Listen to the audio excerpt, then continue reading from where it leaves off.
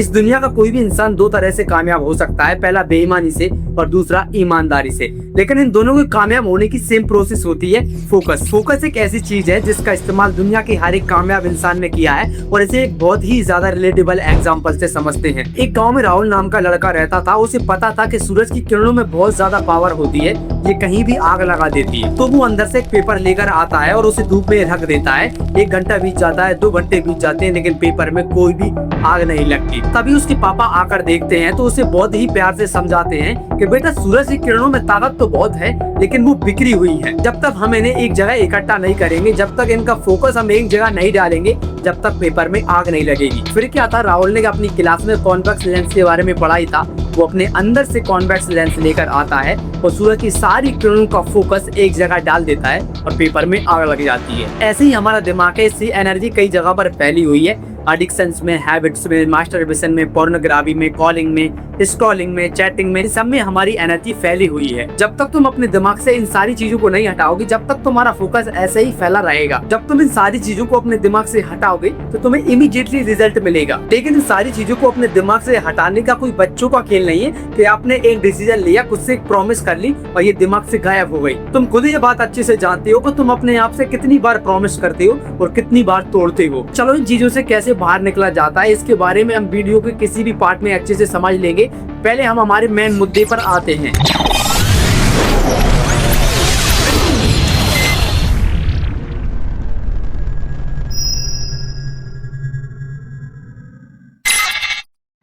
इस वीडियो की हमारे 3 बेस्ट पार्ट होने वाले हैं। पहले पार्ट में हम अच्छे से डिकोड करेंगे कि कैसे पॉलिटिकल लीडर्स बेईमानी से फोकसिंग पावर का इस्तेमाल करके सत्ता में आए, यानी सक्सेस हो गए। और दूसरे पार्ट में हम ये समझेंगे कि तुम अपना फोकस कौन सी फील्ड में, कौन सी डायरेक्शन में दे ताकि तुम एक सही पाथ पर पहुंच पाओ। और लास्ट सबसे ज्यादा इम्पोर्टेंट पार्ट में हम ये समझेंगे कि तुम अपने ब्रेन से डिस्ट्रैक्शन, हैबिट्स, एडिक्शन कैसे खत्म करें ताकि तुम्हारा फोकस राहुल के कॉन्वेक्स लेंस की तरह हो जाए। तो कहानी शुरू होती है 70s 80s की, जब अमित शाह अपने कॉलेज में थे। तब ये ABVP पार्टी से गुजरात इलेक्शन में खड़े हुए और उनके अपोजिशन में एक लड़की थी। और कमाल की बात तो ये थी कि अमित शाह जिस बैच से लड़ रहे थे उसमें मैक्सिमम लड़कियां थी और अमित शाह ये बात अच्छे से जानते थे कि सारे कैंडिडेट उस फीमेल लड़की को ही वोट करेंगे। अब अमित शाह ने अपने बेईमानी वाले दिमाग पर फोकसिंग पावर लगाई और इलेक्शन के 1 दिन पहले उन ग्रुप की लड़कियों के माँ बाप को कॉल लगाया और उनसे बोला कि 1-2 दिन में इलेक्शन होने वाले हैं, तुम अपनी लड़कियों को कॉलेज मत भेजना क्योंकि लड़ाई झगड़े दंगे हो सकते हैं। और हुआ भी वही, सारे कैंडिडेट की लड़कियों के माँ बाप ने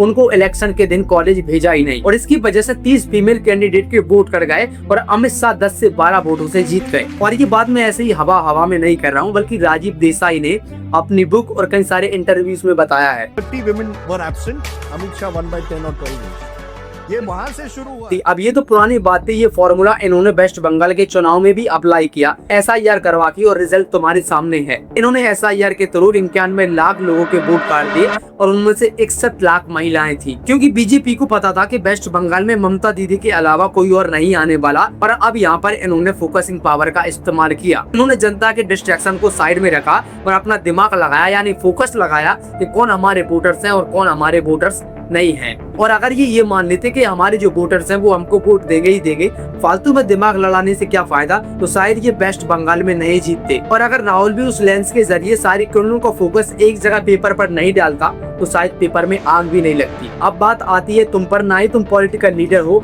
और ना ही तुम बेईमानी से चुनाव लड़कर जीतना चाहते हो। तुम तो एक स्टूडेंट हो और अपनी लाइफ में कामयाब होना चाहते हो, लेकिन तुम हमारे एजुकेशन सिस्टम के ट्रैप में फंसे पड़े हो। और लीडर्स भी इतने घटिया हैं कि कई सारे स्टूडेंट सालों से मेहनत कर रहे हैं एक पर्टिकुलर एग्जाम के लिए, लेकिन एग्जाम होने के बाद ही पेपर लीक हो जाता है। और ये सिर्फ एक पेपर लीक नहीं हुआ, बल्कि 1 साल के अंदर 50 से भी ज्यादा पेपर लीक हो चुके हैं। अगर तुम सारे ऐशो आराम छोड़कर एक गवर्नमेंट जॉब के पीछे जाते हो तो एक गवर्नमेंट जॉब को पाने के लिए तुम्हें सालों लग जाएंगे। और अगर मैं तुम्हें ऐसी 3 फील्ड बता दूं जिसमें सिर्फ 6 महीने फोकस करने से तुम अपनी लाइफ में कामयाब भी हो जाओगे, पैसा भी कमाने लगोगे, नेम भी मिल जाएगा, फेम भी मिल जाएगा, पॉपुलैरिटी भी मिल जाएगी और इन जॉब वालों से तुम आगे भी निकल जाओगे। तो देखो, वो इंसान अपनी लाइफ में कभी भी कामयाब नहीं हो सकता जिसको सही से अपॉर्चुनिटीज का फायदा उठाना नहीं आता, जो अपने भविष्य पे फोकस नहीं करता कि आने वाले 10 सालों में उसके साथ क्या होने वाला है। 90s के टाइम पे कोई भी व्यक्ति गवर्नमेंट जॉब नहीं करना चाहता था, उन्हें जबरदस्ती गवर्नमेंट जॉब में लगाया जाता था। और ऐसा मेरे मामा जी के साथ भी हुआ था, उनको गवर्नमेंट जॉब मिल रही थी इंस्पेक्टर की,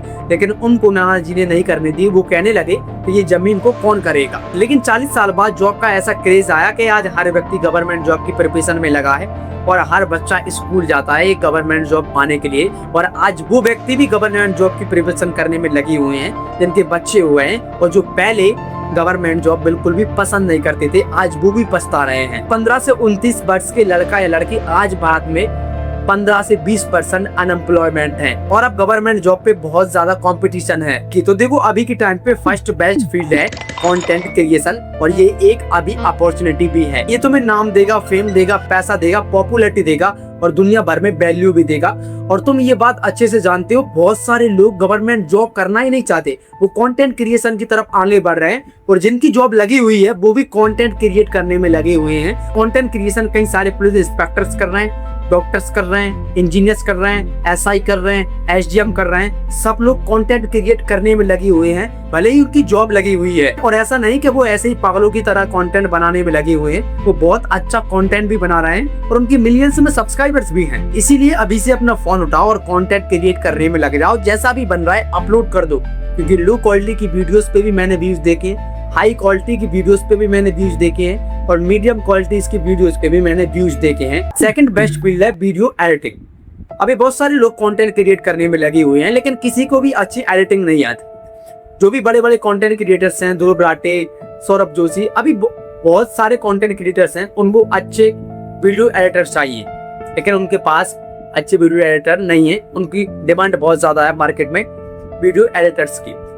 ये चीज तुम 6 महीने में ही सीख जाओगे। और सबसे कमाल की बात तो ये है कि ये चीज आप फ्री में भी सीख जाओगे, यूट्यूब पर फ्री में सीख जाओगे।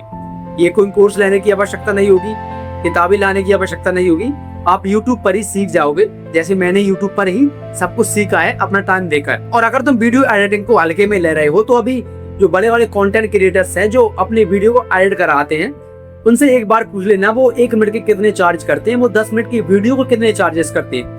वीडियो एडिटिंग करके स्टूडेंट्स 30 से 40 हज़ार रुपये महीने का कमाने लग। लाइक वो एक रील एडिट करके 1000 रुपये के आसपास उनको मिलता है, महीने की 30 भी कर ली तो 30,000 रुपये कहीं नहीं गए। एंड लास्ट थर्ड फील्ड है ग्राफिक डिजाइनिंग, थंबनेल डिजाइनिंग। और ये सब तुम बहुत कम समय में सीख सकते हो, वो भी एकदम मुफ्त में। इसमें तुम्हें 5-5, 6 साल नहीं देना है, बस कुछ महीने ही इनमें देना है और तुम सीख जाओगे, वो भी घर बैठे। तुम्हें बाहर नहीं जाना है, 9 से 5 ड्यूटी नहीं करना है, बस घर बैठना है, अपना कंप्यूटर, लैपटॉप, मोबाइल जो है वो उठाना है और उसमें सीखना है। और इसी फील्ड में बहुत सारे लोग महीने का लाखों रुपए कमा रहे हैं। ग्राफिक डिजाइनिंग में इतने से कितना हम मैक्सिमम अर्न कर लेंगे इजीली? ग्राफिक डिजाइन का ना कोई एंड नहीं है। लाइक आपने सोच लिया कि मुझे जिंदगी भर सिर्फ जॉब करना है, तो मैक्सिमम टू मैक्सिमम आप 2 से 2.5 लाख रुपए सैलरी तक जा सकते हो। इंडिया की बात कर रहा हूँ मैं, इससे ज्यादा आप जॉब करके नहीं कमा सकते, क्योंकि कहीं ना कहीं जाके वो चीजें रुक जाती है। लेकिन इसमें क्रिएटिविटी चलती है कि जिसके अंदर अच्छी क्रिएटिविटी होगी, जिसके अंदर मार्केट की अच्छी पकड़ होगी, वही व्यक्ति इसमें महीने के लाखों रुपए कमा पाएगा। देखो ये सारे फील्ड उस इंसान के बिल्कुल भी काम की नहीं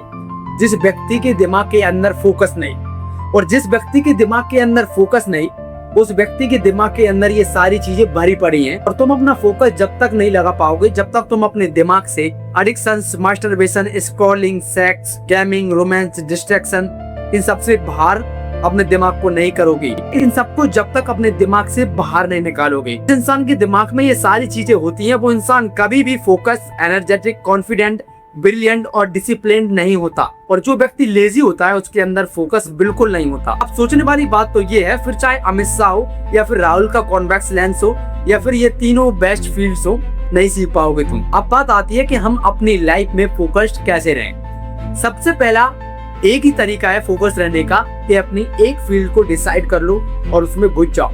डिसाइड कर लो कि मुझे अब यही करना है और मैं यही करूंगा। उसके लिए सब कुछ त्याग दो, सब कुछ उस फील्ड के लिए छोड़ दो और अपना लास्ट ऑप्शन बोल लो कि इसके अलावा मैं अब अपनी लाइफ में कुछ भी नहीं करूंगा। जब इंसान के पास कई सारे ऑप्शंस होते हैं ना, तो उसका फोकस बढ़ जाता है, वो डिस्ट्रैक्ट हो जाता है और वो कभी भी अपनी फील्ड में टॉप पर नहीं पहुंच पाता।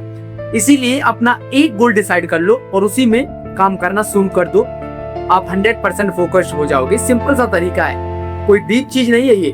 और उस चीज को लगातार सालों तक करो, बिना रिजल्ट के करो। रिजल्ट नहीं मिल रहा है, करो फिर भी, सीखते जाओ।